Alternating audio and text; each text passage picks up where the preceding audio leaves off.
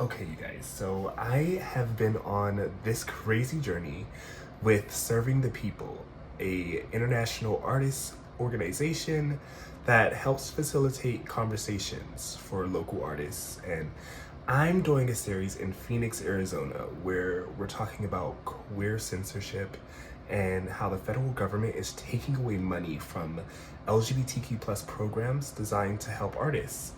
So it's gotten pretty crazy. I've gotten to do a deep dive into the chilling effect, which is when the federal government takes money away from artists and makes them censor themselves.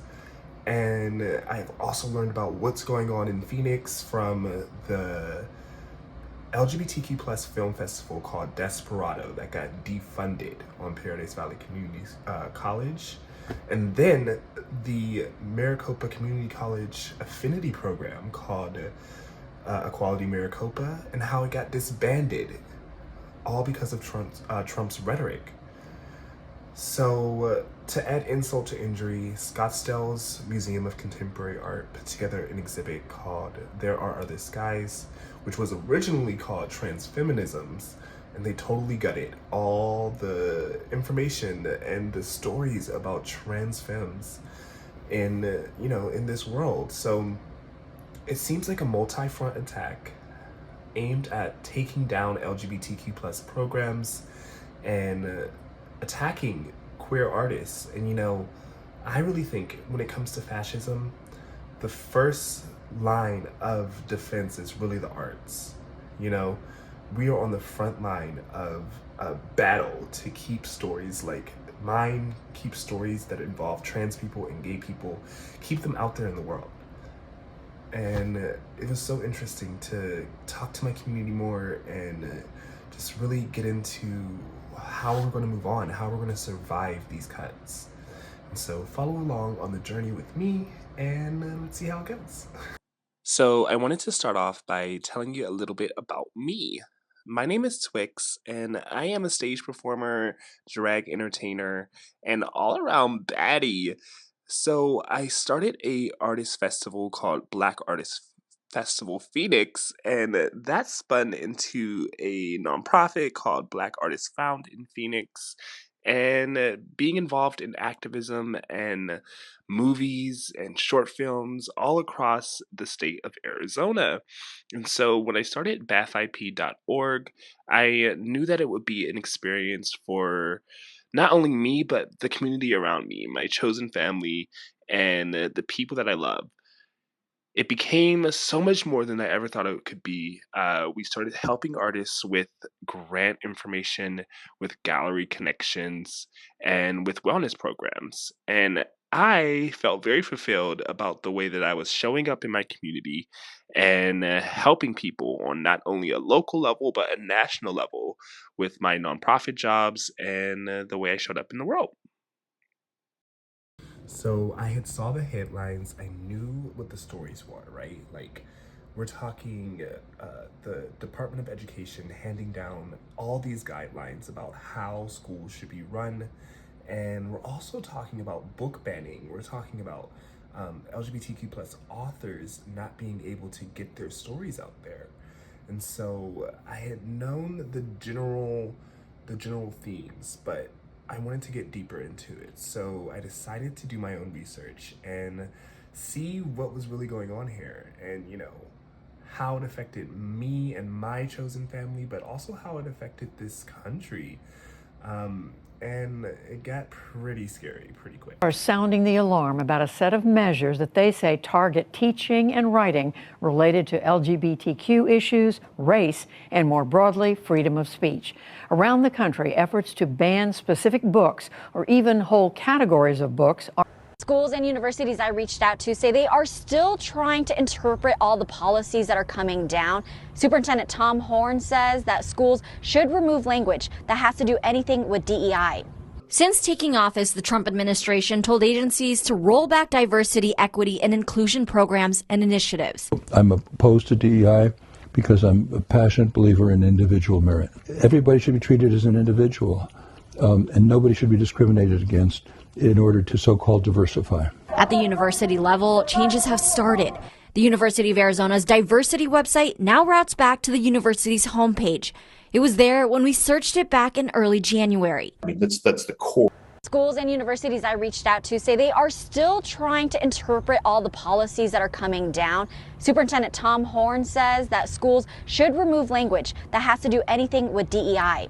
Since taking office, the Trump administration told agencies to roll back diversity, equity, and inclusion programs and initiatives. I'm opposed to DEI because I'm a passionate believer in individual merit. Everybody should be treated as an individual, and nobody should be discriminated against in order to so-called diversify. At the university level, changes have started. The University of Arizona's diversity website now routes back to the university's homepage. It was there when we searched it back in early January. So this is when I learned about the chilling effect. And this is something where the federal government uses funding and intimidation tactics to make artists censor themselves. And I really thought that this was what was happening in Phoenix, Arizona. So I wanted to get deeper into it. And I found this example. This is from Cannes Film Festival. And I want you guys to hear about this director. Director Jafar Panahi, This Is Reality. Fresh from a 7-month prison sentence, Panahi's latest film, It Was Just an Accident, won the Palme d'Or at Cannes, defying Iran's attempts to silence him. But censorship isn't exclusive to authoritarian regimes. It's creeping into American cinema, too. The recent evisceration of National Endowment for the Arts, NEA grants, vital to America's film culture, suggests a push to suppress all but the most overtly nationalistic artistic efforts. This isn't just about art. It's about economic growth and freedom of expression. As someone who served on an NEA panel last summer, selecting finalists whose grants were later eliminated, I've seen the impact up close. These grants, often totaling tens of thousands of dollars, are lifelines for local film clubs, festivals, and screening series. They ensure movies remain a vibrant part of America's entertainment infrastructure, beyond blockbuster hits. Our selection process was democratic and meticulous, with a focus on... So the question was, what could I do? I know that I have this network of artists through the Black Artists Festival, which I started, and also Black Artists Found in Phoenix, the nonprofit attached. So I wanted to try to talk to artists and see what they thought, you know, and how we could come together on this. And that's exactly what I did. I decided to do a series of social media videos and talk about these issues, like who, what, where, and why. What is happening in Phoenix, and what can Phoenix artists do? Check it out. Okay, so this one's for my artists. Are you guys following the story out of Phoenix, Arizona? Because I am, and it's getting messy, okay? We're talking Trump's DEI executive order. We're talking Paradise Valley Community College. And we're talking the Desperado LGBTQ plus film festival. My name is Twix. I am a executive director from Black Artists Found in Phoenix, and I run BAFIP.org. I also starred in this short film from the University of Arizona, so I think I know a little bit about LGBTQ plus films. So I'm trans from Phoenix, and I always keep my eye on things like this that touch the art world and the gay world. And this is a doozy, girl, because Desperado Film Festival is an LGBTQ plus film festival that highlights queer and trans voices in film. Donald Trump signed an executive order banning DEI practices at federally funded institutions. Paradise Valley Community College is a federally funded institution, so they had some decisions to make. Would they jeopardize their funding for this LGBTQ plus film festival, or would they put it on pause? And you see what happened there. So what's next?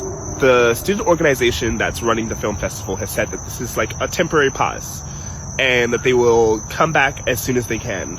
But it feels like this is something that's going to need the community to fix. What is the artist community going to do next? Because will we be silent or will we be silenced?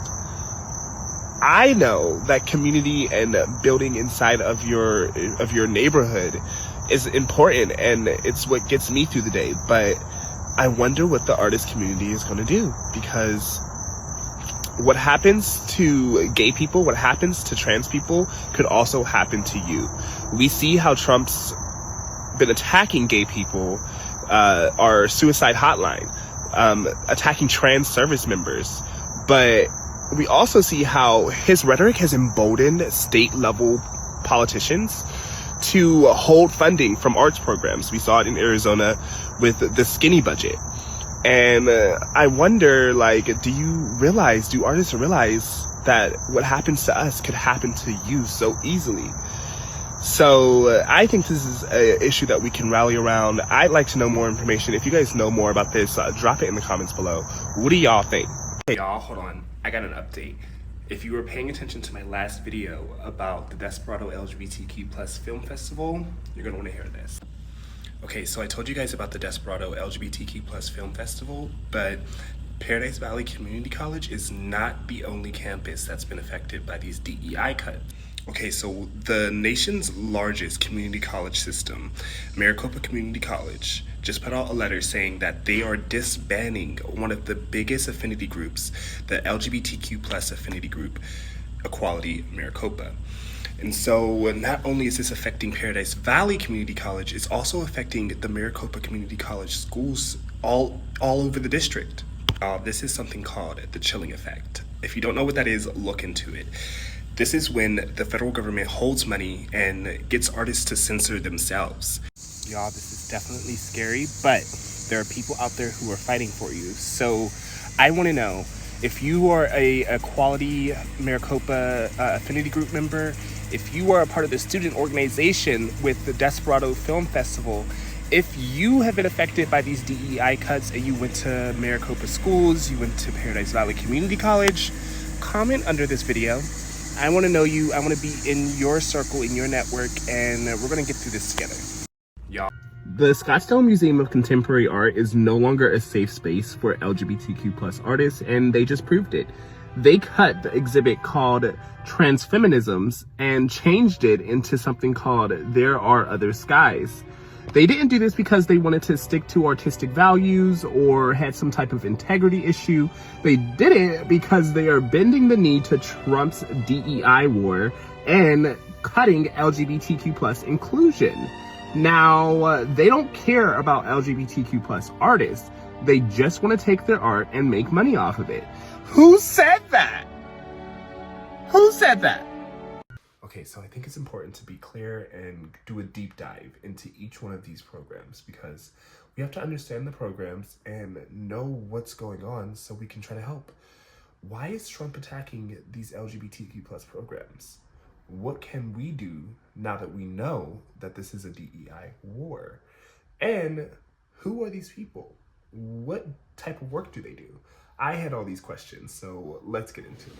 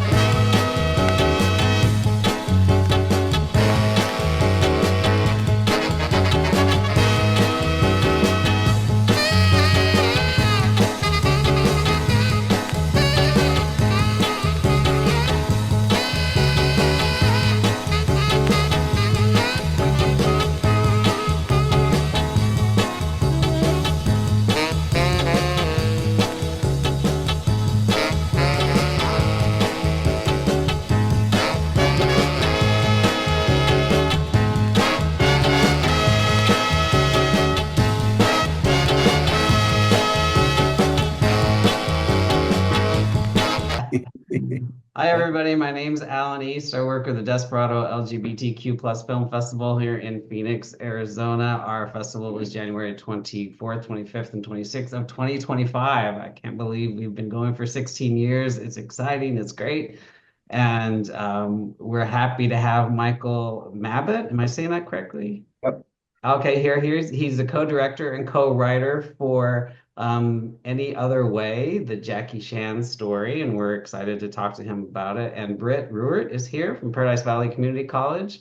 He is our film professor and he teaches some really cool classes. So Britt is moderating, and so go ahead. Scottsdale Museum of Contemporary Art is facing criticism for an exhibit, not necessarily for what's in it, but for what's not. The show is called There Are Other Skies, and the name itself has also become the subject of controversy. Originally called Transfeminisms when the exhibition was on display in London, the version at Scottsdale has a new name and does not include some of the pieces from the original. And one of the original co-curators of the exhibit is not happy about the changes. Lynn Trimble has written about this. She's an independent arts writer. This piece appeared in Southwest Contemporary. She says when the exhibit was on display in London, it was described as, quote, a major survey touring show that brings to light a multiplicity of urgent, pressing, and ongoing issues faced by women, queer, and trans people across the globe, end quote. But the focus of the Scottsdale version is described as, quote, a multiplicity of urgent, pressing, and ongoing topics faced by female identifying people worldwide. Trimble joins me to talk about this. And Lynn, how different is what's on display at SMoCA than where it's been displayed elsewhere? There are quite a few works that are similar. The majority of the works were brought over from, were also shown in London. However, there are several works that were shown in London that are not shown here. And of course, all the works in the show are significant, but the works that are not shown are significant pieces. So I think you lose something by not having those works included. To be fair, though, I should also note that SMoCA has added a couple of works. So you do get a different, in my opinion, it's just a different exhibition because it had sort of a different curatorial, process come in late in the game, and you've got some changes in artists. But you won't see, it's not a completely different exhibition show in terms of the artworks that people can see.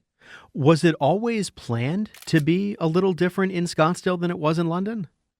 What we know about the original plan in Scottsdale was conveyed through, early press materials, and those came from Mimosa House, which is the gallery in London that originated the show, and also initial press releases from SMoCA. Both of them indicated that the show in its entirety would be moved from London to Scottsdale, but that was not the case. There were changes made after that, initial announcement. And we should also point out that the name of the show itself is different, right? Correct. The show was originally called Transfeminisms, trans meaning, across, broad, to suggest this broad way of looking at feminisms as a plurality, meaning different ways of looking at feminisms through time and space, geography, perspective. And it was changed in Scottsdale to There Are Other Skies, which is, I'm told, titled after an Emily Dickinson poem. So yes, there are differences in terms of the title. So what are folks with Scottsdale Arts saying about why some aspects, including the name, but also some of the works, have changed even from when it was first announced that this show would be coming here? Great question. And I should note that there was also some other artists that they were hoping to bring in. They had an artist from Israel, an artist from China, some other artists that didn't end up coming to the Scottsdale show as was originally planned. What they're saying is the person who's been the spokesperson on this for SMoCA has been Gerd Wustermann, which you would expect. He's the head of Scottsdale Arts. And he has said the word he uses often is pragmatism, right? These were pragmatic changes. They were driven by factors, multifactorial decision making, right? It was their curator left the museum in the fall as they were beginning to look at, bringing them works over. They had different space and budget and time constraints that they were working with. Okay, so next I had to talk to the president of Equality Maricopa, the affinity group that was disbanded on the Maricopa Community College system campus. So this is Jay. Everybody say hi, Jay. He's so awesome. He's been working in the community for forever. And he's also been working specifically with Maricopa community colleges for the last 20 years. And he got involved with Equality Maricopa.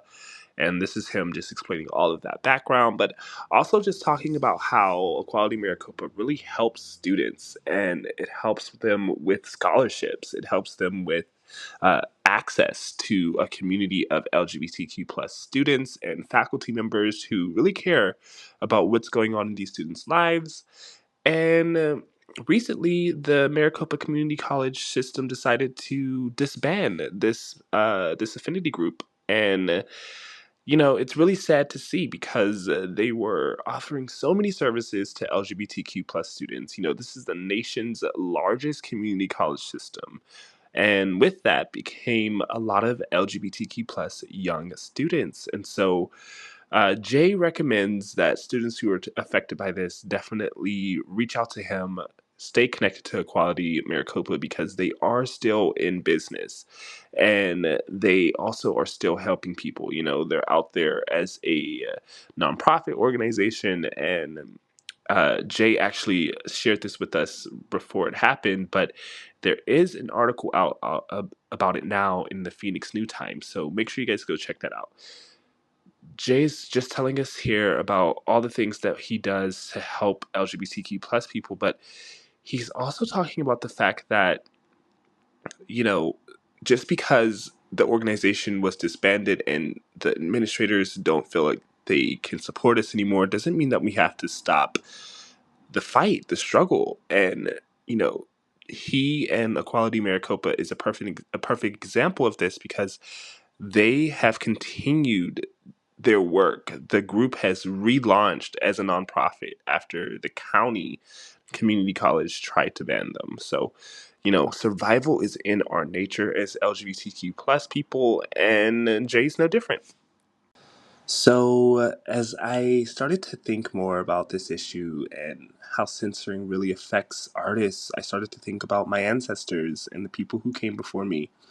I listed a couple examples here, but mostly I thought about James Baldwin and how he's one of the biggest artists of our time, of our generation, of the century. And he was also really affected by censoring. And people did not like the fact that his biggest book, Giovanni's Room, had a lot of homosexual themes and he talked about being gay.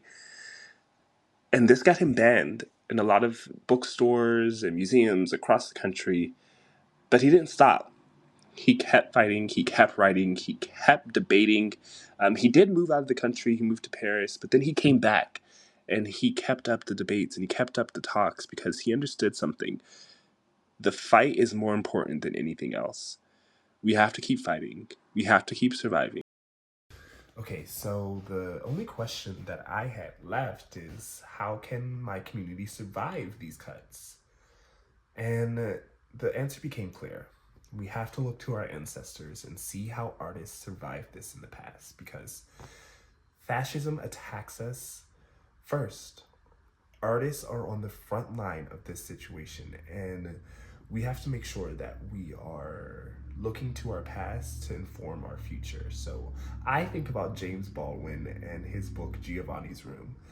He had homosexual themes all throughout, and the world was not ready for James Baldwin. And he kept writing, he kept debating, he kept talking, and I think there's a lesson there. You have to keep fighting. If we're to survive, we're gonna do it together. And I think that we can do this.